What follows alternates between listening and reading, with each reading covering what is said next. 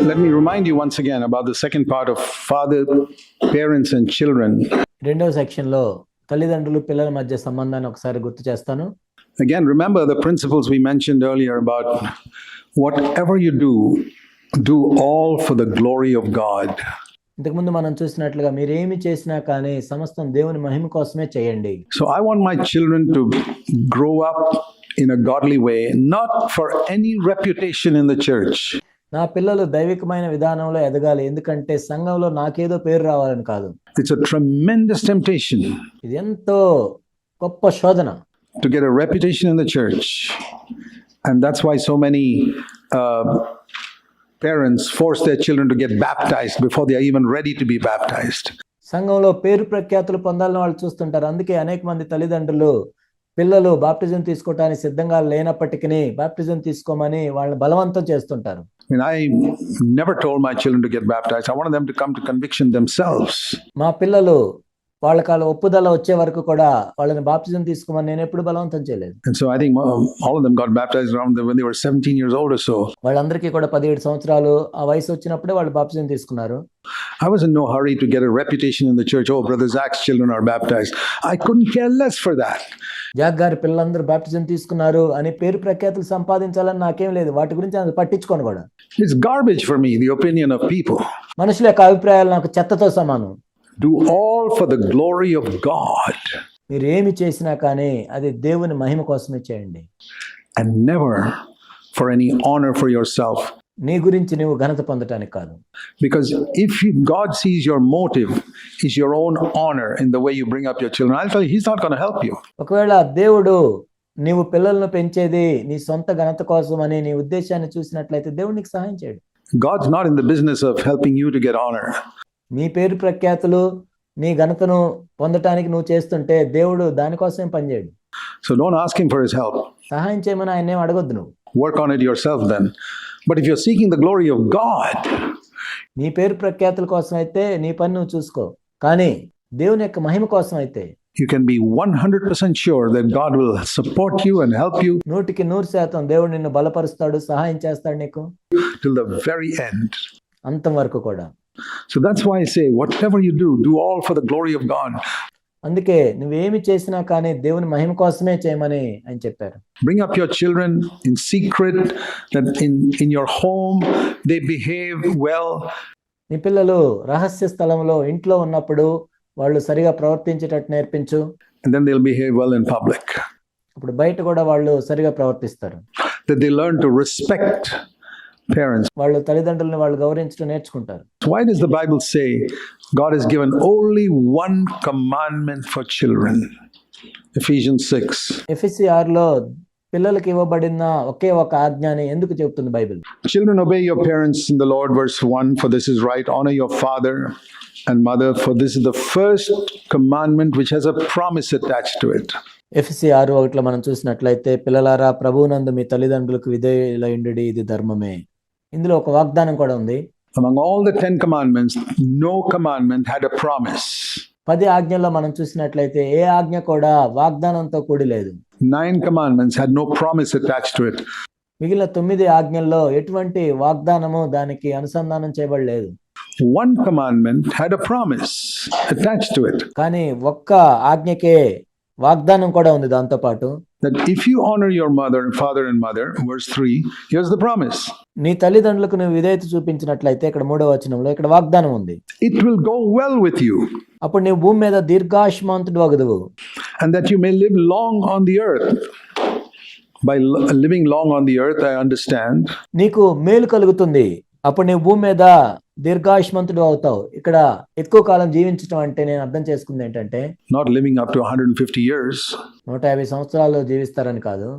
Jesus lived only 33 and a half years, even though he was the most perfectly obedient child. యేసుక్రీస్తు ప్రభువారు ఎంతో విధేయత కలిగిన బిడ్డగా ఉన్నప్పటికీ ఆయన 33.5 సంవత్సరాలు బతికారు. It means living as long as God has planned for you to live on this earth. ఈ భూమి మీద నీవు ఎంతకాలం జీవించాలని దేవుడు అనుకున్నాడు అంతకాలం నువ్వు జీవిస్తావు. For Jesus it was 33 and a half years. యేసు ప్రభువుకి అయితే అది 33.5 సంవత్సరాలు. For other people it is 70, 80, 90 years, etc. మిగిలిన వాళ్ళకైతే 70, 80, 90 సంవత్సరాలు అయ్యుండొచ్చు. But as long as God wants you to live on the earth, you will live. కానీ భూమి మీద నీవు ఎంత కాలం జీవించాలని దేవుడు కోరుకున్నాడు అంతవరకు నువ్వు జీవిస్తావు. If you honor your father and mother, నీ తల్లిదండ్రులు నీవు సన్మానించినట్లయితే, that means God will control all the circumstances, accidents, and అంటే దేవుడు అన్ని పరిస్థితుల్ని ఆయన చూసుకుంటాడు, ప్రమాదాలని, sicknesses, and all the things that can come to you. నీ దగ్గరికి వచ్చే వ్యాధుల్ని, వాటన్నిటిని చూస్తాడు. If you honor your father and mother, it's an amazing promise. నీ తల్లిదండ్రులను సన్మానించినట్లయితే ఇది ఎంతో అద్భుతమైన వాగ్దానం. Otherwise, how in the world could God give that promise if లేనట్లయితే మరి దేవుడు ఎందుకు ఇలాంటి వాగ్దానం ఇస్తాడు? this person is dependent on external factors? కేవలం ఈ వ్యక్తి బాహ్య సంబంధమైన పరిస్థితుల మీద ఆధారపడినట్లయితే దేవుడు ఎందుకు ఇస్తాడు? So it's a tremendous promise, and it will go well with you, which is the more important thing. ఇదెంత అద్భుతమైన వాగ్దానం. అంత మాత్రమే కాక నీకు మేలు కలుగుతుంది. Living long is just a physical thing, but during that earthly life, it will go well with you. కేవలం దీర్ఘాయుష్మంతుడు అవటం అంటే అది ఈ భూ సంబంధమైన విషయం, కానీ దాంతో పాటు నీకు మేలు కలుగుతుంది. And so I tell parents, do you want it to go well with your children? నేను తల్లిదండ్రులకు చెప్పేది ఏంటంటే, మీ పిల్లలకు మేలు కలగాలని మీరు అనుకుంటున్నారా? Which parent says no? ఏ తల్లిదండ్రులు కాదు అని చెప్తారు? You want it to go well with your children, then teach them to obey their parents. మీ పిల్లలకి మేలు కలగాలంటే తల్లిదండ్రులకు విధేయత చూపించడం వాళ్ళకు నేర్పించండి. Teach them to respect father and mother. తల్లిదండ్రుల్ని గౌరవించటం వారికి నేర్పించండి. Never to speak rudely to father or mother. తల్లిదండ్రులతో ఎప్పుడు కూడా దురుసుగా మాట్లాడటానికి అనుమతించకూడదు. And if you hear your child speaking rudely, ఒకవేళ నీ బిడ్డ దురుసుగా మాట్లాడటం వింటున్నట్లయితే, either to you or to your wife, నీతో కానీ నీ భార్యతో కానీ, they probably more easily speak rudely to the mother than the father. If the father is a strict person, they're a little more scared. వాళ్ళు తండ్రితో కంటే కూడా తల్లితో వాళ్ళు ఎక్కువ దురుసుగా మాట్లాడతారు. ఎందుకంటే తండ్రి కొంచెం స్ట్రిక్ట్ గా ఉన్నట్లయితే వాళ్ళు భయపడతారు. Then you must say to your child, even if you're doing the most important thing, stop it. అప్పుడు నీ బిడ్డకి నువ్వు చెప్పాలి, నువ్వెంతో ప్రాముఖ్యమైన పని చేస్తున్నప్పటికీ నువ్వు ఆపేసి, go and apologize to your mother before you do anything else. ఆ బిడ్డ ఎంత ప్రాముఖ్యమైన పని చేస్తున్నా కానీ నువ్వు ముందు ఈ పని ఆపేసి వెళ్ళి నీ తల్లికి క్షమాపణ చెప్పమని నువ్వు చెప్పాలి. Every single time, if they speak rudely 5 times a day, they're going to stop the most important thing they're doing and go to their mother and apologize. ఒకవేళ రోజుకి 5 సార్లు వాళ్ళు అలా మాట్లాడినట్లయితే వాళ్ళు ఎంత ప్రాముఖ్యమైన పని చేస్తున్నా 5 సార్లు కూడా వెళ్ళి వాళ్ళు క్షమాపణ అడగాలి. That's how we teach our children to respect their parents and never to speak rudely to their parents. ఆ విధంగా మా పిల్లలకి మేము నేర్పించాము, తల్లిదండ్రులతో ఎప్పుడు కూడా దురుసుగా మాట్లాడటానికి వీల్లేదు. Or use gestures with their hands that are disrespectful. గౌరవం లేని చేతులు చూపించటం అలాంటివి చేయకూడదు. And if parents are lenient here, they got themselves to blame. ఒకవేళ తల్లిదండ్రులు కొంచెం అలుసుగా ఉన్నట్లయితే వాళ్ళే నిందించుకోవాలి. If their child goes straight into the hands of the devil and brings dishonor, forget about dishonor to your name, dishonor to God. ఆ బిడ్డ అపవాది యొక్క చేతుల్లోకి వెళ్ళి నీ నామానికి అవమానం రావటం కాదు కానీ దేవుని యొక్క నామానికి అవమానం తీసుకొచ్చినట్లయితే, that's more important. అదే ఎంతో ప్రాముఖ్యమైనది. I'm not bothered about what dishonor comes to my name. నా పేరుకి అవమానం వస్తే నేనేం పట్టించుకోను. Jesus was despised and rejected of men. యేసుక్రీస్తు ప్రభువారు కూడా మనుషుల చేత విసర్జించబడి తృణీకరించబడ్డారు. But I'm very concerned that my children should not bring dishonor to the name of Jesus Christ. కానీ నా పిల్లలు యేసుక్రీస్తు ప్రభువారి నామానికి అవమానాన్ని తీసుకొని రాకూడదు. And that is in secret. When the devil sees the way my children grow up in my home, కాబట్టి నా ఇంట్లో నా పిల్లలు పెరిగే విధానాన్ని రహస్యంగా అపవాది చూసినట్లయితే, I don't want, nobody in the church sees them. I don't want the devil to say, God, look at this guy. He claims to be your servant. Look at how his children, he makes them behave well in the church so they get honor there.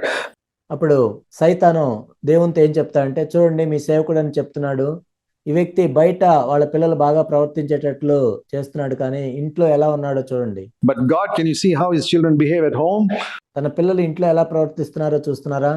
I don't want the devil ever to say that to God. అపవాది నా గురించి దేవునితో అలా చెప్పాలని అనుకోవట్లేదు. I'm more conscious of the devil's testimony about me than about the testimony of other brothers and sisters in the church.